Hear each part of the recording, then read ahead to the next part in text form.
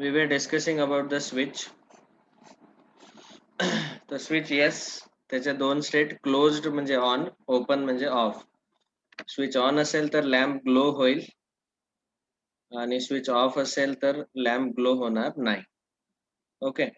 आता जनरली आपण लॉजिक मध्ये स्टेटमेंट पी वापरतो आणि स्टेटमेंट पी चा अर्थ होतो की द स्विच S1.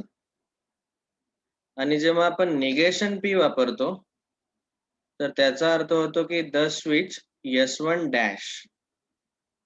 स्विचेसला आपण हा असा डॅश केव्हा वापरतो जेव्हा तो त्या पी चं निगेशन असेल. ठीक आहे. समजा मी आणखी दुसरा एक क्यू लेटर घेतला तर त्याचा दुसरा स्विच येईल द स्विच S2. आणि निगेशन क्यू जर घेतला तर येईल द स्विच S2 डॅश. आता हे स्विचेस ओपन आहेत की क्लोज्ड आहेत हे आपण जनरली कधी सांगत नाही किंवा आपल्याला माहिती नसते. बघा इथे यांनी काय म्हटलंय, we don't know the actual states of switches in the circuit. States म्हणजेच क्लोज्ड आहे की ओपन आहे, ऑन आहे का ऑफ आहे स्विच, हे आपल्याला माहिती नसते. त्याच्या स्टेट्स माहिती नसतात. We consider all possible combination of states. जसं ट्रूथ टेबल मध्ये आपण सर्वच कन्सिडर करतो, T T F F T F T F. तसंच आपण इथं एक टेबल बनवतो, इनपुट आउटपुट टेबल. त्या टेबलचा वापर करून आपण सर्वच काही स्टेट्स सॉल्व करतो युजिंग द टेबल. तर इथं आपण नेहमी कोणता टेबल वापरतो, इनपुट आउटपुट टेबल. आता इनपुट आउटपुट टेबल वापरताना आपण कॅपिटल टी च्या ऐवजी 1 वापरणार. 1 चा अर्थ होतो की स्विच इज ऑन. आणि कॅपिटल एफ च्या ऐवजी आपण इनपुट आउटपुट टेबल मध्ये 0 वापरणार आणि 0 चा अर्थ होतो की स्विच इज ऑफ. ओके. आणि स्टँडर्ड बेसिस ऑन म्हणजे स्विच इज क्लोज्ड. क्लोज्ड म्हणजे हे असं बघा, हे क्लोज झाल्यावर ते सर्किट पूर्ण होते आणि करंट फ्लो होतो म्हणजे स्विच ऑन झाले. आणि स्विच इज ओपन म्हणजे ऑफ, स्विच इज ऑफ, तर करंट फ्लो होणार नाही.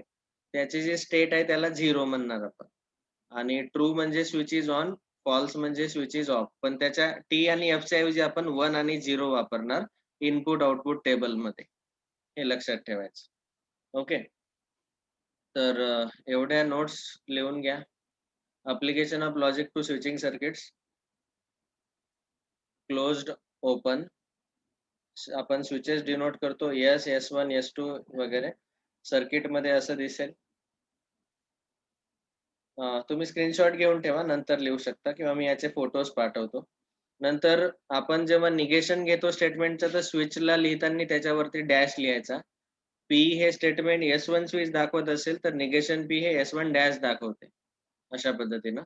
आणि आपण जनरली इनपुट आउटपुट टेबल लिहितो त्याच्या ज्या स्टेट्स आहेत ते दाखवण्यासाठी. ट्रूच्या ऐवजी 1 घ्यायचा, फॉल्स ऐवजी 0 घ्यायचा. 1 म्हणजे ऑन, 0 म्हणजे ऑफ. ओके. नाव आपल्याला डिस्कस करायचे आहेत दोन कॉम्बिनेशन. एक आहे स्विचेस इन सिरीज आणि दुसरं कॉम्बिनेशन आहे स्विचेस इन पॅरलल. ओके. तर बघा आता पहिलं combination. In input output table, we represent 1 as a state when switch is on and 0 when the state of the switch is off. 1 on साठी आणि 0 off साठी. आता आपण दोन डिस्कस करतो दोन टाइपचे कॉम्बिनेशन स्विचेसचे. One is switches in series. आपण दोनच स्विच घेतोय म्हणून सध्या आपण असंच लिहू, two switches in series. Two switches in series. आणि दुसरी स्टेट आहे, दुसऱ्या टाइपचं कॉम्बिनेशन आहे टू स्विचेस, दोन स्विचेसचं कॉम्बिनेशन घेतोय आपण इन पॅरलल. हे तुम्ही जर फिजिक्स मध्ये ऑलरेडी इलेक्ट्रिक सर्किट शिकले असाल तर तुम्हाला आणखी सोपं वाटेल. टू स्विचेस इन सिरीजचा अर्थ काय होतो की हे सिरीज मध्ये एकाच लाईन मध्ये एका पाठोपाठ एक जोडलेले आहेत दोन्ही स्विचेस. ओके. तर त्याची सर्किट डायग्राम अशी जी दाखवलेली आहे. पहिलं स्विच S1 आणि दुसरं स्विच येईल S2. हे एका पाठोपाठ एक असे जोडलेले आहेत. याला इथं अशी बॅटरी जोडलेली असेल आणि इथनं आपण त्याला लॅम्पला कनेक्ट करू. ठीक आहे. Lamp L. आता बघा आपण इथं P स्टेटमेंट जे घेतो ते घेतो द स्विच S1 आणि Q स्टेटमेंट जे आहे ते घेऊ the switch S2. Okay. The switch S2 आणि L स्टेटमेंट घेऊ आपण द लॅम्प L. लॅम्प जो आहे लॅम्प L. आणि इथं आपण इनपुट आउटपुट टेबल ड्रॉ करणार आहे. तर इथं हेडिंग लिहितो मी इनपुट आउटपुट टेबल. तर याचा इनपुट आउटपुट टेबल ड्रॉ करताना आपण घेणार बघा इनपुट आउटपुट टेबल मध्ये P स्टेटमेंट आणि Q स्टेटमेंट आणि याचा इनपुट आउटपुट टेबल जो आहे तो येतो P अँड Q. तुम्ही म्हणाल सर अँडचाच टेबल का बरं इथं? तर अगदी सिंपल आहे. बघा दोन्ही स्विच ऑन केल्याशिवाय लॅम्प चालू होणार नाही. दोन्ही स्विच म्हणजेच आता बघा आपण P च्या कॉलम मध्ये लिहितो TTFF. तर आता TTFF च्या ऐवजी आपण लिहिणार 1100. 1100 हा टेबल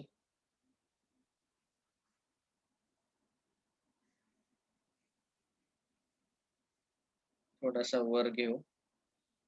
L स्टेटमेंट आहे the lamp L. Input output table. Input output table मध्ये आपण TF च्या ऐवजी 110 वापरणार. पहिला PQ 1100. Q च्या कॉलम मध्ये आपण लिहितो 1 TF म्हणजे 1010 आठवत असेल. आणि सिरीज मध्ये दोन्ही स्विच जर ऑन असतील म्हणजे 1 असतील तर लॅम्प ग्लो होईल, तर 1 येईल आउटपुट. लॅम्प L जो आहे तो ऑन होईल. पण जर एक स्विच चालू आहे पहिला 1 आहे दुसरा 0 आहे, दुसरा स्विच ऑफ असेल तर इथं 0 येईल. 0-1 चं पण 0 येईल आणि दोन्ही स्विच ऑफ असतील तर 0च येईल. म्हणून जो चा टेबल असतो तोच असतो आपला सीरीज स्विचेस इन सीरीज. याच्यावरनं तुमच्या लक्षात येत असेल की अँड मध्ये दोन्ही ट्रू का पाहिजेत, कारण दोन्ही चालू असल्याशिवाय लॅम्प चालू होणारच नाही. So like this is the input output table for switches in series.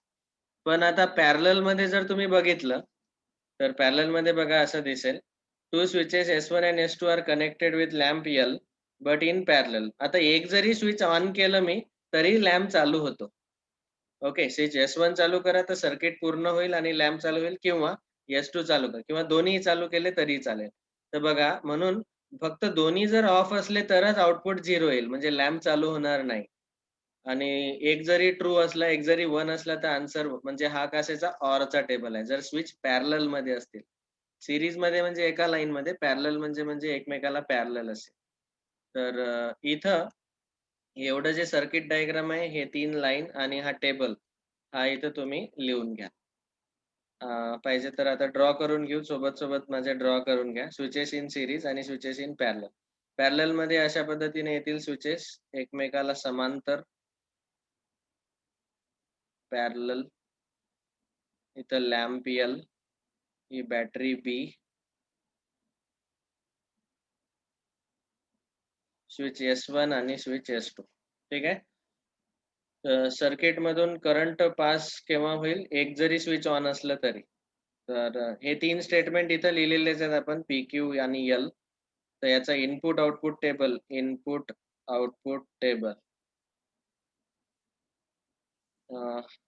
PQ आणि तो येईल P or Q चा टेबल. P or Q. कारण की स्विचेस इन पॅरलल म्हणजेच ऑर. 1100 1010 आणि तुम्हाला माहिती आहे दोन्ही 0 असेल तरच 0 नाही तर बाकी सर्व केस मध्ये ट्रू 1.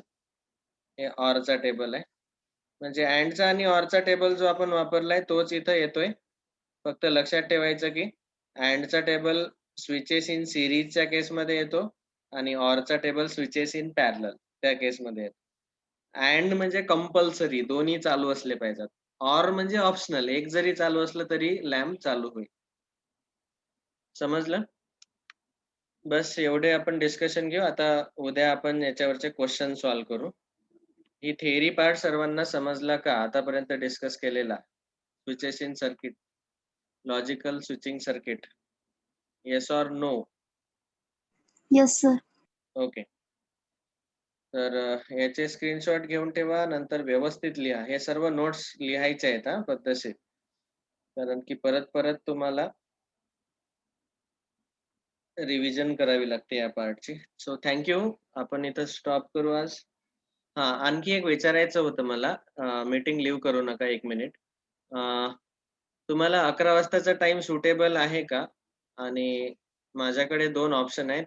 एक तर आपण थोडं सकाळी लवकर ठेवू शकतो, जर तुम्हाला दुसरा कुठला क्लास नसेल तर. 11च्या आधी 10ला किंवा 9ला किंवा 8ला. किंवा संध्याकाळी 5 वाजता ठेवू शकतो. मी तुम्हाला ऑप्शन देतोय.